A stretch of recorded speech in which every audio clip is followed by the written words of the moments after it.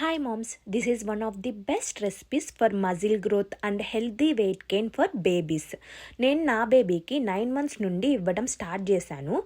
ఈ ఫుడ్ని రిజల్ట్స్ చాలా బాగా వచ్చాయి. ఈ రెసిపీ చాలా సింపుల్గా ఉంటుంది. మనం హోమ్లో ఈజీగా ప్రిపేర్ చేసేసుకోవచ్చు. దీనికోసం మనం తీసుకోవాల్సిందల్లా quinoa, one of the best high protein food అనమాట. రైస్కు బదులు ఈ క్యూనువా ఇంట్రడ్యూస్ చేయండి బేబీకి 9 months ఉన్నప్పటి నుంచి. మీరే రిజల్ట్స్ చూస్తారు, నేను చెప్పక్కర్లేదు. సో ఈ కీనువాని అండ్ మూంగ్ దాల్ని మనం 2 hours సోక్ చేసుకోవాలి. కీనువా 1/4 కప్ తీసుకోవాలి అండ్ మూంగ్ దాల్ 1/4 కప్ తీసుకోవాలి. అండ్ బ్రొకెలీ తీసుకోండి, అది చిన్న పీసెస్గా కట్ చేసుకోండి. ఆ తర్వాత గోంగూర తీసుకుని దాన్ని చిన్న పీసెస్గా కట్ చేసుకోండి. గోంగూర అంటే ఎన్ని బెనిఫిట్స్ ఉంటాయో మీకు ఆల్రెడీ తెలుసు, నేను చెప్పాల్సిన అవసరం కూడా లేదు అని అనుకుంటున్నాను.